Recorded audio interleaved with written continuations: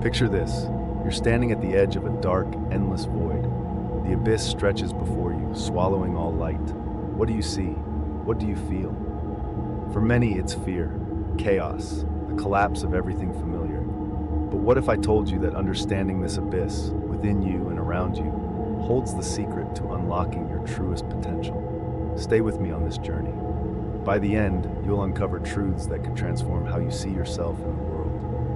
And the final revelation, it's the most profound of all. The abyss isn't just an idea, it's haunted humanity for centuries, from ancient philosophers to modern psychology. It's the shadow of unknown forces in our minds, the vast uncertainties of life itself.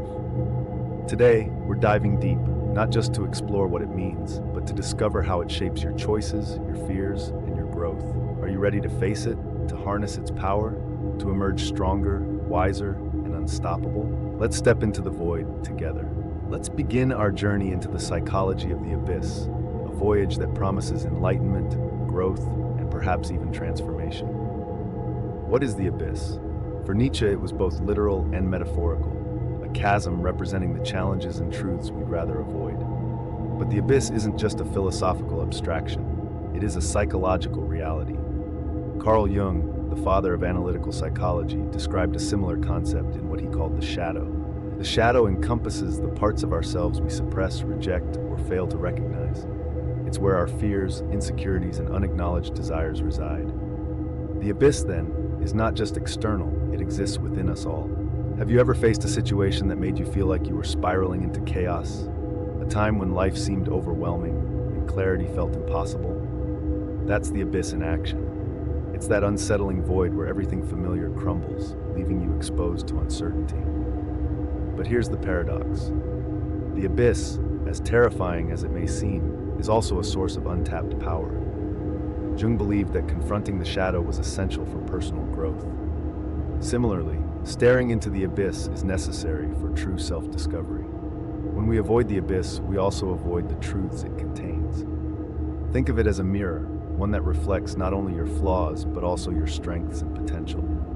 The question is, are you brave enough to look? One of the most compelling aspects of the abyss is its duality.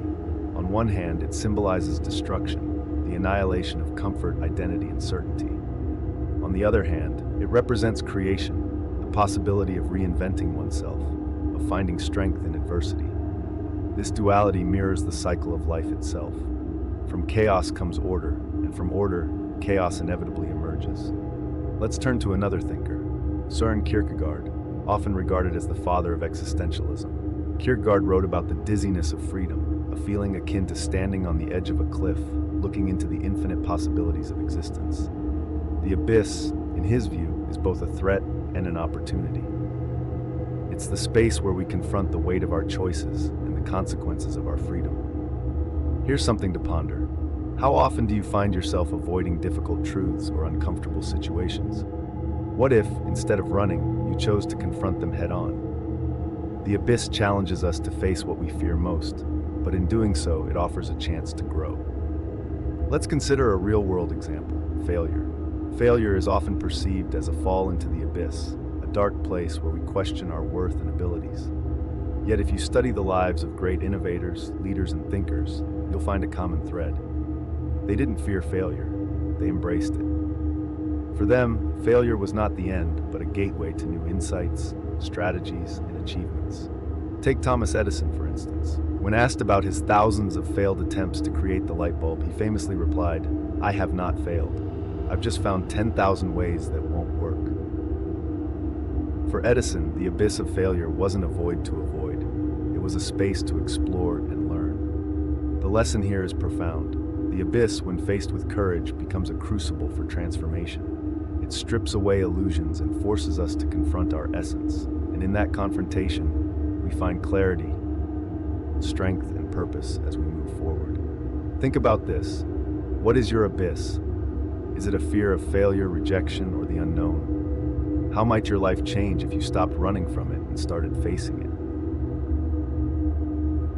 Let me leave you with a question to reflect on. When was the last time you truly gazed into your abyss? What did you see? The abyss, as profound and complex as it may seem, is not a force that operates in isolation. It interacts with every aspect of our being, our choices, relationships, ambitions, and even the stories we tell ourselves about who we are. To truly understand the psychology of the abyss, we must be willing to face it. We must examine how it influences these facets of our lives, often in subtle but transformative ways. Consider the role of fear. Fear is one of the primary emotions triggered by the abyss. It is natural to fear the unknown, the uncertain, and the uncontrollable. But fear, when left unchecked, becomes a prison. It keeps us from taking risks, from exploring new horizons, and from becoming the person we are meant to be. Psychologist Susan Jeffers, in her groundbreaking book Feel the Fear and Do It Anyway, argues that fear is not something to be eradicated, but something to be embraced. According to Jeffers, the act of stepping into fear, rather than running from it, is what allows us to grow and thrive. Think about a time when fear held you back. Was it the fear of failure, rejection, or perhaps the fear of success and the responsibilities it entails? These fears often stem from the abyss, that vast unknown that challenges our sense of control. But what if you could reframe fear not as a barrier, but as a guide? Each fear points to an opportunity for growth, a part of yourself that is waiting to be explored. This concept ties closely to the idea of resilience. Resilience is the ability to adapt and recover in the face of adversity. The abyss tests our resilience, pushing us to our limits and forcing us to confront what we are truly made of. Viktor Frankl, a psychiatrist and Holocaust survivor, wrote extensively about this in his seminal work, Man's Search for Meaning. Frankl observed that, even in the darkest depths of human suffering, those who found meaning in their experiences were able to endure and even grow stronger. His insights reveal a powerful truth. The abyss, no matter how overwhelming, can be a source of profound meaning and transformation if we are willing to engage with it. For example, a fear of abandonment might cause someone to cling too tightly to their partner, inadvertently creating the very distance they fear. Conversely, a fear of vulnerability might lead to emotional walls that keep others at bay. The abyss teaches us that true connection requires courage, the courage to be seen, to be imperfect, and to embrace the imperfections of others. Even in the context of ambition and success, the abyss plays a significant role. Many people chase external achievements, wealth, status, recognition, believing that these will fill the void within. But as countless stories of unfulfilled billionaires and burned-out executives show, external success alone cannot satisfy our deeper yearnings. The abyss reminds us to look inward, to ask ourselves what truly matters, and to pursue goals that resonate with our authentic selves. As we continue to explore the psychology of the abyss, it's essential to remember that it is not something to be conquered or eliminated. The abyss is a part of us, a constant companion on the journey of life. Our task is not to defeat it, but to understand it, to learn from it, and to integrate its lessons into our daily existence. In the modern world, the abyss often manifests as existential anxiety, a deep-seated unease about the purpose of life, the inevitability of death, or the seeming insignificance of our existence in the grand scheme of the universe. This anxiety, described by existential philosophers like Martin Heidegger and Jean-Paul Sartre, is not inherently negative. Instead, it can serve as a wake-up call, a reminder to live authentically and to align our actions with our deepest values. Take a moment to reflect on your own life. Are you living in alignment with what truly matters to you, or are you caught up in distractions and superficial pursuits? The abyss forces us to confront these questions, often through moments of crisis. These crises, while painful, are opportunities to reevaluate, to reset, and to reconnect with our core selves. Relationships, too, are deeply affected by the abyss. When we avoid confronting our inner voids, we often project them onto others. This can lead to conflicts, misunderstandings, and unfulfilled connections. Now consider this. How often do you find yourself avoiding the deeper questions of life? What might you discover if you allowed yourself to fully engage with the abyss? The abyss is not merely a challenge, it is also a teacher. Its lessons, though often cloaked in discomfort or pain, hold the keys to profound transformation. One of the most important lessons the abyss offers is the art of surrender. Surrender is often misunderstood as giving up, but in the context of the abyss, it means releasing the illusion of control over every aspect of life. It means accepting uncertainty, embracing vulnerability, and trusting the process of growth. To understand surrender, consider the natural world. A seed must first break apart in the darkness of the soil before it can sprout and grow into something greater. This process is not one of resistance, but of yielding to the conditions necessary for transformation. Similarly, when we encounter the abyss, our instinct may be to fight it, to resist its pull. But sometimes, the greatest strength lies in allowing ourselves to be transformed by it. Take, for example, individuals who have faced profound loss, a loved one, a dream, or even a part of their identity.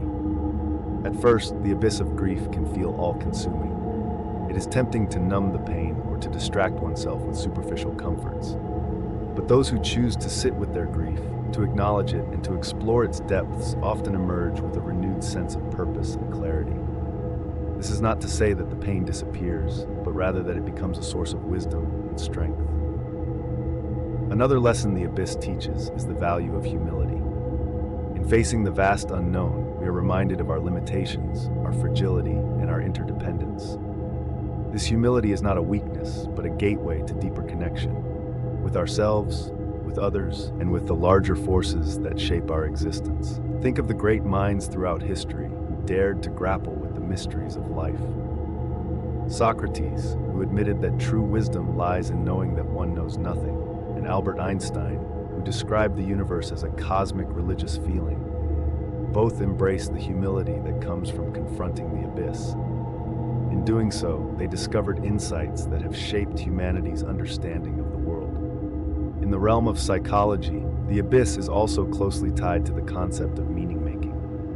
Viktor Frankl observed that even in the most dire circumstances, those who found meaning in their suffering were able to endure and even thrive. The abyss strips away superficial distractions, forcing us to confront what truly matters. This process of meaning-making is deeply personal. It cannot be dictated by societal norms or external expectations. Instead, it emerges from a willingness to engage with our inner truths, to question our assumptions, and to align our lives with our deepest values. For many, this journey of meaning-making involves a spiritual or philosophical awakening. Whether through meditation, prayer, or reflective practices, individuals who engage with the abyss often describe a sense of connection to something greater than themselves. This connection does not necessarily conform to traditional religious beliefs. Rather, it is a recognition of the interconnectedness of all things, a sense of awe and wonder at the beauty and complexity of existence. However, the path through the abyss is not linear. It is a cyclical process of descent and ascent, of losing and finding oneself repeatedly. Each encounter with the abyss brings new challenges and new opportunities for growth. In this way, the abyss mirrors the process of life itself, a journey marked by continual evolution and discovery. One practical way to engage with the abyss is through the practice of mindfulness. By cultivating a state of presence and awareness, we can observe our fears, thoughts, and emotions without being overwhelmed by them. This practice allows us to navigate the abyss with clarity and resilience. Consider the story of a mountain climber facing a treacherous ascent. The climber does not focus on the entire mountain at once. Instead, they take one step at a time, fully present in each moment. Similarly, when we face the abyss, mindfulness can help us stay grounded and move forward with intention. Another approach is to embrace creative expression. Art, music, writing, and other forms of creativity offer powerful tools for exploring the abyss. These mediums allow us to give form to the formless, to articulate emotions and ideas that might otherwise remain hidden. Through creativity, we can transform the chaos of the abyss into something meaningful and beautiful. As we delve deeper into the psychology of the abyss, it becomes clear that its presence is not something to fear, but something to embrace. It is a reminder of the infinite potential within us, the uncharted territories of our minds and souls waiting to be discovered. The abyss challenges us to grow, to question, and to create.